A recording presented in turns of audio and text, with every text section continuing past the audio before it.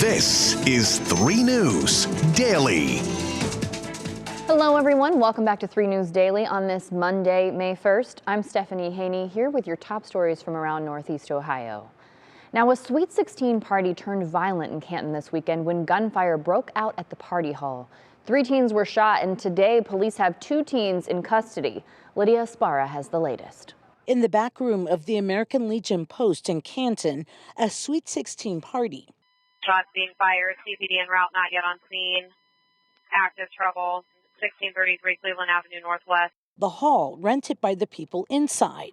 Witnesses say there were at least 100 kids with some adults. CPD advised multiple casualties.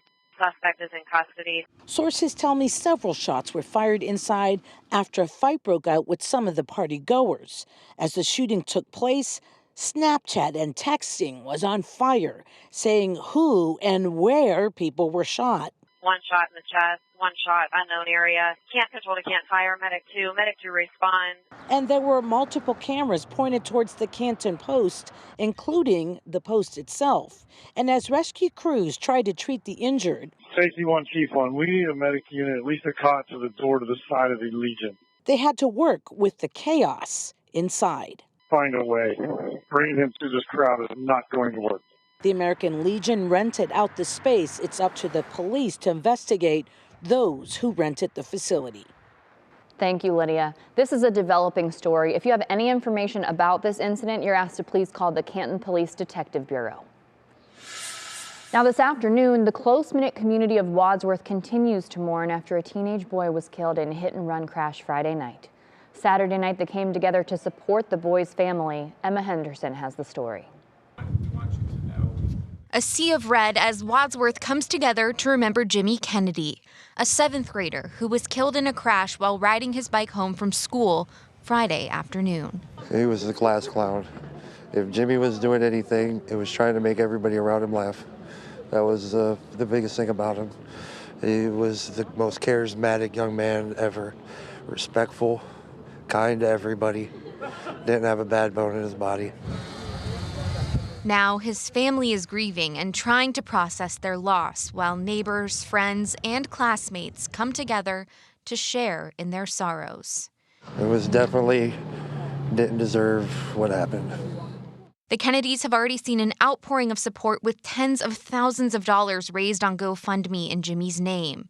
And while their presence won't make things easier, it hasn't gone unnoticed. Thanks to everybody, and I want to reach out to everybody that he touched, that, you know, he was a part of their lives, because they were lucky.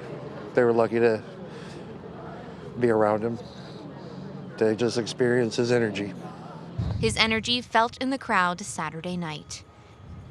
Thank you, Emma. Now, as of now, Wadsworth police are still investigating the crash. We'll update you as more details become available. In Elyria, police are investigating the death of a man in an apartment fire yesterday morning.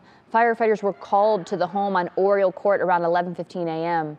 The Elyria fire chief says a 64-year-old man was found dead near the front door of the apartment. At this time, the victim has not been identified. In Solon, the city school district is mourning the loss of a high school teacher who died unexpectedly. Police say 40-year-old Crystal Cespedes died in her sleep Thursday night. The school district is now offering grief support for students and staff and are working on a memorial to honor her. She leaves behind a wife and a 9-year-old son. A GoFundMe page has been created to help fund her son's education. The community so far has raised more than $21,000. Now here in Cleveland, hundreds of people showed up yesterday at Progressive Field to climb the stairs. They were there to raise awareness about lung disease. The event was called Ohio's Fight for Air Climb, with people showing up to support the 1.6 million Ohioans suffering from lung disease.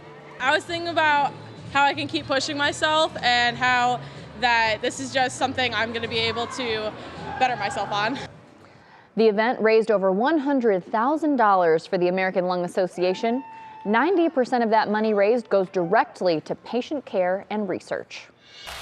Turning now to consumer news. Federal regulators announced this morning that First Republic Bank has been seized.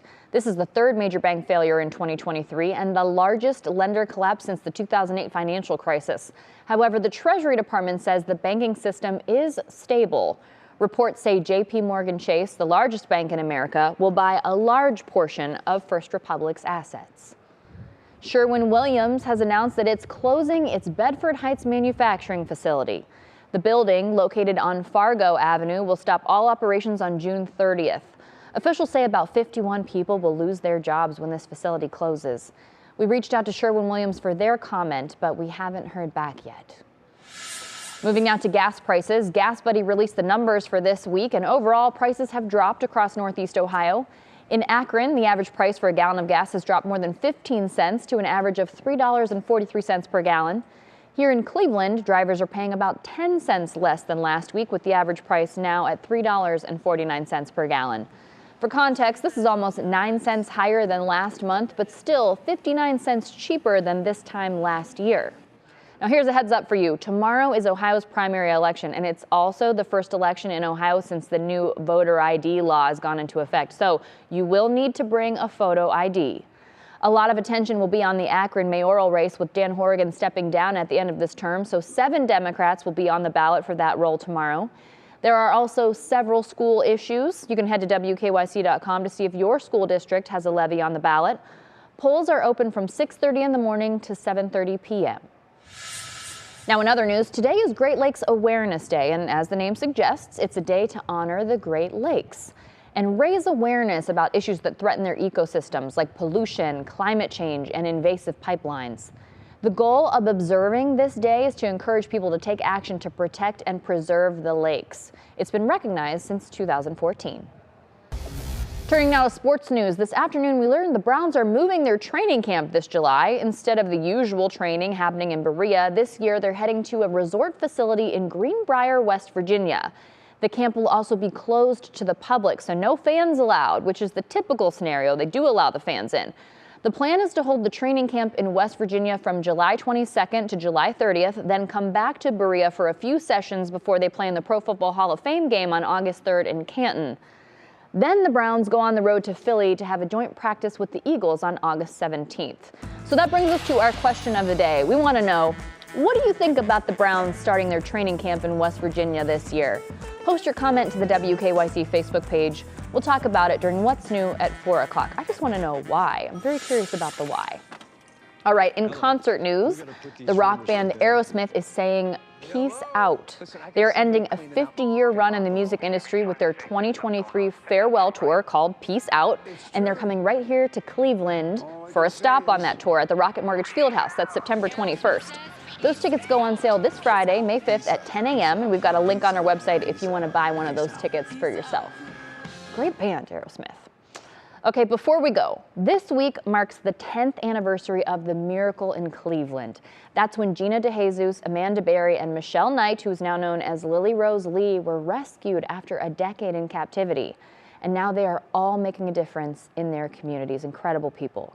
Join us for a special edition of Front Row tonight at 7 to see what they are up to now. Just absolutely incredible every time we hear this story. Thanks for being here for today's edition of 3 News Daily. Wherever you're watching, whether that's on TV, WKYC+, YouTube, Instagram, or listening on your favorite podcast platform, we appreciate you. Everybody have a great Monday. We'll see you back here tomorrow with more of your top stories from Northeast Ohio.